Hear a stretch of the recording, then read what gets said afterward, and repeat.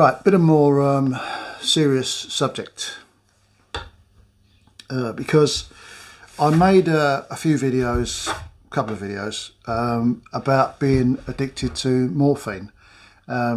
It's a serious subject that I think it goes under the radar quite a bit. You hear a lot about, you know, the diazepams and all the other medications that people get addicted to, try with the pan and all that game. But as soon as you say morphine, you associate that with almost a heroin abuse. But I always did. And it's not. I mean, I used it as a painkiller.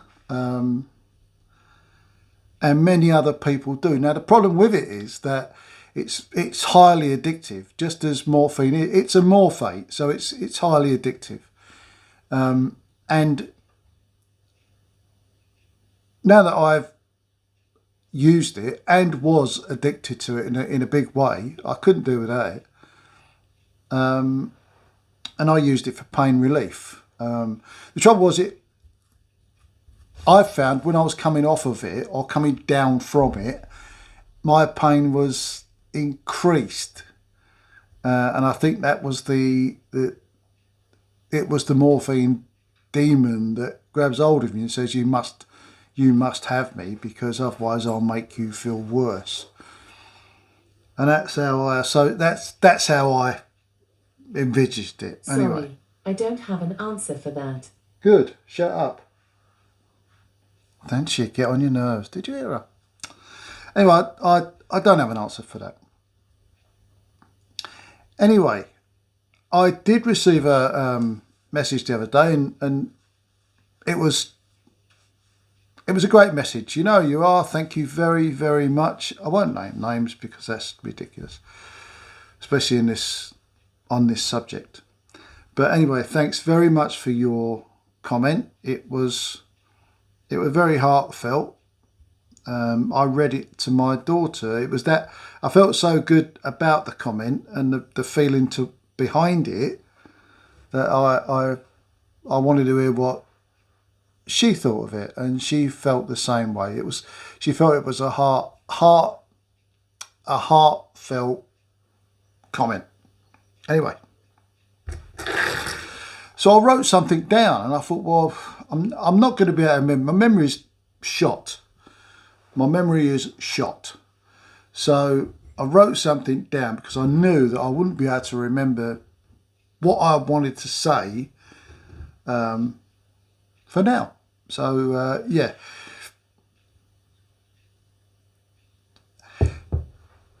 This is how I deal with my morphine addiction now. This is how I deal with it now. I keep a bottle in the fridge. There's about that much in the bottom of it, not a lot, so I couldn't, neck it all in one go or nothing like that. But there's a little drop in the bottom of the bowl. About 50 ml, if that. And I keep it in the fridge. I've not thrown it away, even though I don't want it anymore. I've kept it. And all the time it's in touching distance, I can say no to it.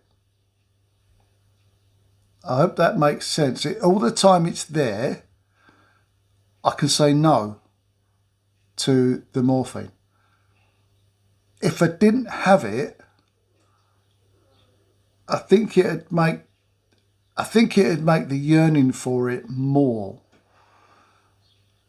That's what I think. It'd be worse if I didn't have it, and I think that I'd get desperate for it if I didn't have any. I'd be on because you can't order it over the phone from my doctors. I have to go to the doctors to order it, and that's not always easy for me because driving a car hurts. It hurts me a lot. Well, driving a manual car anyway. It's the clutch. Anyway,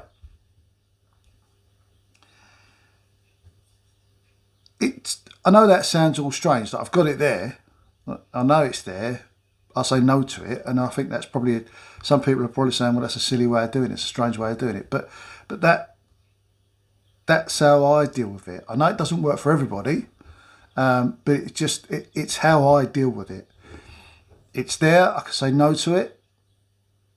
If I didn't have it, I'd be desperate for it.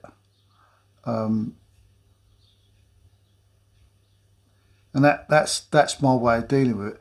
I mean, everybody has their own way of dealing with everything. Everybody has their own way of dealing with everything. That's my way of dealing with that. There's been a few times in the last week or so that I've been in pain. I've been in extreme pain. I've been in tears. I've been in that much pain. I've been in tears with it. And it was oh so easy to reach out to that.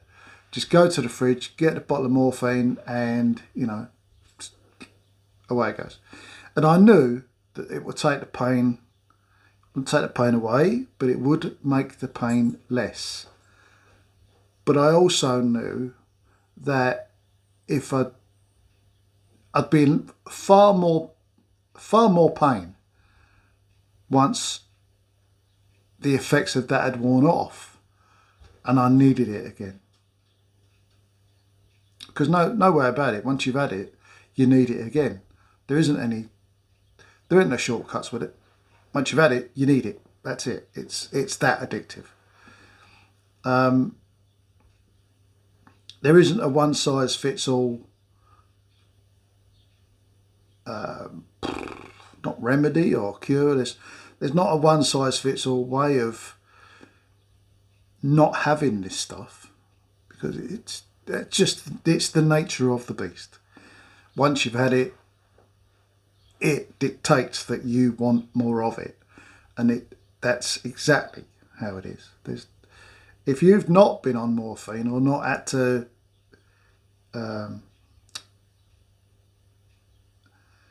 you've not had to use any of these pain-killing remedies, then, well, you're a lucky person. Not you're a lucky person. You're fortunate that you haven't. That's what I'm saying. And if you have been on this, and you are on this, and you're staying on it, the person, again, I won't name the names, but the person that got in touch with me the other day, he went cold turkey. Now, I did that. I went cold turkey from my pills, because I'm on morphine tablets, but that's not so bad. It's not so bad. I sound like a hypocrite now, don't I? But it's not the same. I know it's not. I know it's morphine tablet, but they're not the same. They really ain't. But I went cold turkey from them a couple of years back through my own fault. I run out. I run out of tablets.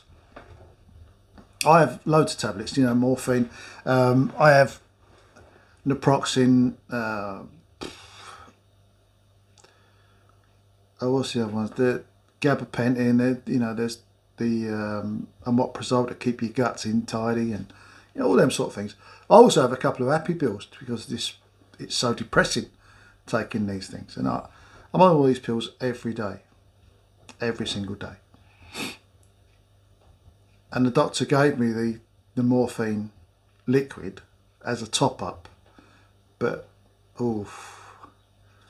once I had that, hopefully I'll say never again, but I'm not that strong. I really ain't that strong, and I know one day I will reach for that bottle and I will regret it one day. But as long as I keep saying today's not that day, then we'll be all right. Because I don't want that day to come back again. That makes sense. And I hope in some way I've helped a small tiny piece in some way. But as I say, or as I've said on my previous videos about this subject, get in touch, keep in touch. Let me know how you deal with it. There's my daily dose. Yeah, let me know how you deal with it. Let me know how you deal with your pain. Let me know how you deal with your ways of not taking the heavy drugs.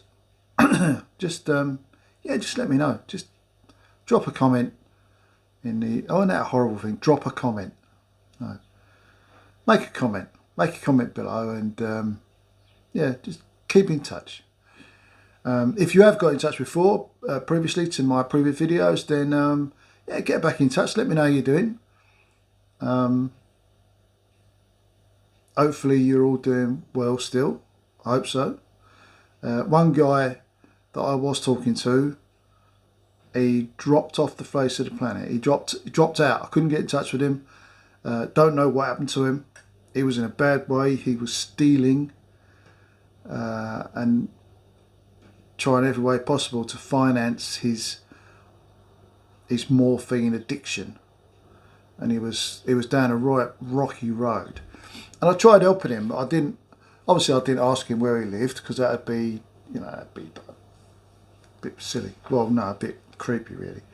But I did let him know where I lived, the area, and I said, if you're ever in that area, I'll buy you a coffee or I'll buy you a tea. Let me know and we'll have a chat. We'll have a chat. It's talking that helps. Actions speak louder than words, but sometimes you just need words.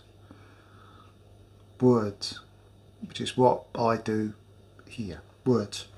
Anyway, that'll do it, as I'll ramble on for bloody hours. So, yeah. Let me know how you deal with it. Hope this has helped. I hope that it might inspire some people to try to take another route in the giving up this evil stuff. I mean, it is evil. I'll leave it there. Thanks for watching. Stay safe. Remember, kick that shit. Eddie Cecil.